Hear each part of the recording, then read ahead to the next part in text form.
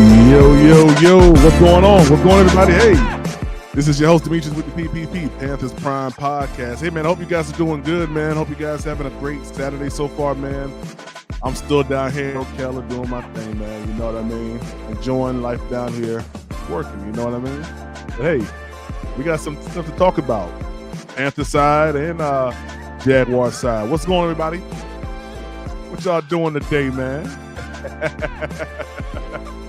Yo, should the Panthers be worried about CJ Beathard, whatever his name is? Got a little bit of a gunslinger, man. I'm not gonna lie to you. I did a little bit of research on him. He's a little bit of a gunslinger, man. So, hey, let's get into it real quick, man. Let's cut this music. All right.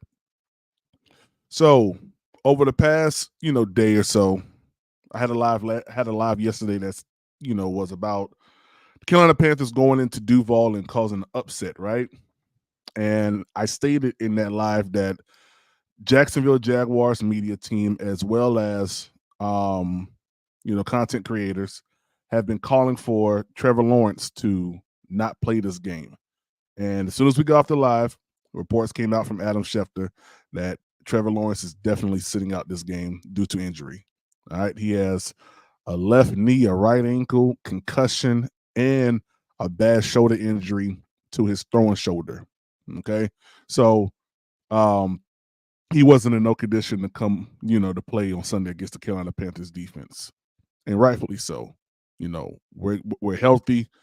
We're moving in the right directions defensively, and it wouldn't have made no sense for them to put Trevor through that type of abuse. Now, with that being said, I've done a little bit of research on this dude, CJ, and I saw that he used to play for the 49ers, right? And the clips I saw was about 6 years ago. So, 6 years, a player doesn't play the same way. Maybe even after a year, some things start to change, but you can kind of get a gist of how this game is going to go. Now, CJ is not the most elusive quarterback that we've ever seen. All right, he's not. And remember, 6 years, defensive linemen have gone a whole lot faster since then. Okay, whole lot faster since then. So I may have seen a couple rollouts off of a play action, but for the most part, CJ is a pocket passer, looking to throw the ball down the field, not looking to try to get yards with his legs. At least that's what I've seen so far. Now, I'm not gonna lie. The guy's an accurate passer. CJ's an accurate passer, man. The games that I saw, it was against the Giants, and I want to say that the Giants were pretty bad that year as well. And I think that there was one other game that the 49ers played against that I watched. But regardless to the record, we're talking about the play on the field. And these guys are NFL players. So when I watched it, and this is what the 49ers were running. They were running almost like what the Panthers are running right now. Running up, going up on the center, rolling out, play action type moves. You got a crossover mesh concept where you got two crossers. Maybe so. If this is the line of scrimmage right here, you got one coming up this way, running that way. One coming up, running a little bit ahead. In front of that one. They call it a mesh concept. So I saw a lot of that. A lot of rollouts off the play action, kind of what we're seeing Carolina doing right now with Bryce Young, right? And he had a doggone good tight end back then too, man, with the 49ers. So they had a real strong connection. Now, I saw a play in which this is CJ Beathard playing for the Jacksonville Jaguars this year. 74-yard bomb. The guy got an arm now. Listen, I'm telling you right now. He has an arm. And the Panthers would be crazy to just write this guy off and say, hey, we got this. Now, the Jaguars have a bad center and two bad guards. They're down right now. So I assume that Evero will unleash a lot of blitzing, a lot of pressure to the middle of that line, the center of that line, and cause him to have to try to roll out. You cause him to try to roll out. Now you got help from the middle and you got help from the side. Because I'm not gonna lie, I expect Evero to send the house multiple times at this dude and get him off his spot. Okay, I don't expect him to sit back in the pocket and be comfortable, because the past 4 weeks Trevor Lawrence hasn't been comfortable and CJ hasn't been comfortable in the pocket. They're hurting right now on the offensive line. So look for a pretty good defensive day tomorrow. Now, remember I told you guys the NFL is a copycat league. So they may come out and try to establish the run early. Okay? They may try to go to like a single back formation and run that like what Green Bay did against us. Stretch the defense wide, man on man, find the A, B, or C gap, run through it. Okay? And ETN, for the most part, has not been too well with that. Hasn't been pretty good for him. But teams like to use what worked for other teams to try to use it on you. And let's be honest, the Packers with that single back formation last week was killing us until we bowed up and, started making some stuff happen. So I expect that to probably be in the game plan tomorrow, trying to take a lot of pressure off of CJ. But at some point, the dam is going to break because the dam has broken each and every single time that I've watched the Jacksonville Jaguars offensive line, and it happens early. It happens early.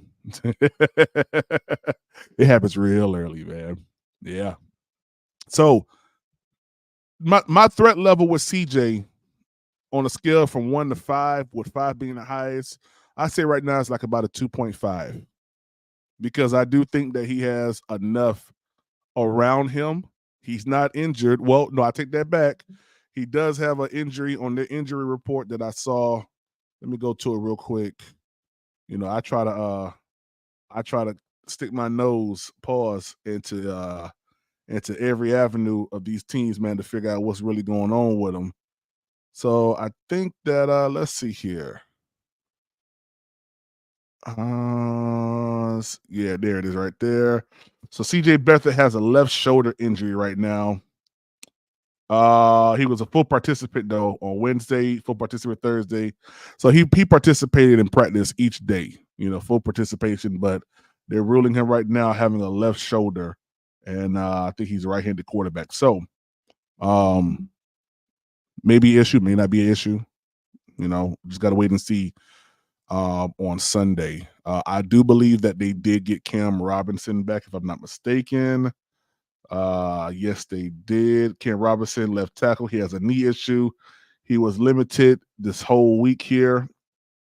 And of course, I want to say it's their guard has a knee issue, and he was limited in practice. Yeah, the guard had a knee issue, limited in practice as well. So the Jaguars' offensive line isn't the best right now.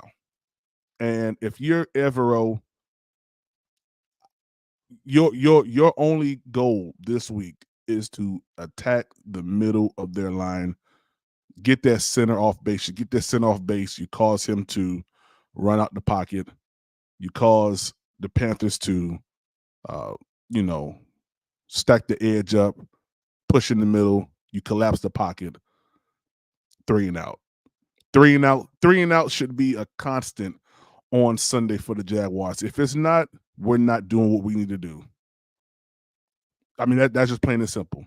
If we don't get 3 and outs on this game consistently, we're not doing what we need to do, and that's an evaluation starter right there for a team that's horrible right now.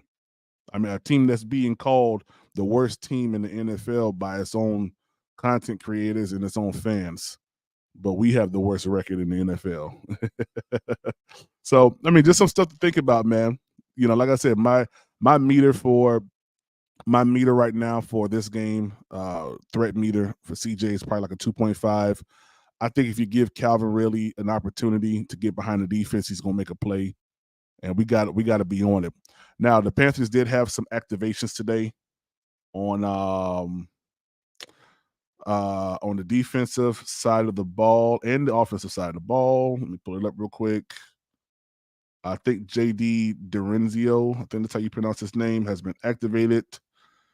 I was really hoping to see an activation of Tariq Cohen. Really was hoping for that. So the Panthers have activated the following practice squad as standard game day elevations: JD Dorenzo and AJ Parks, defensive back from Kansas State. So, we'll see. Hopefully, because what's his name? Troy Hill is not going to play this week.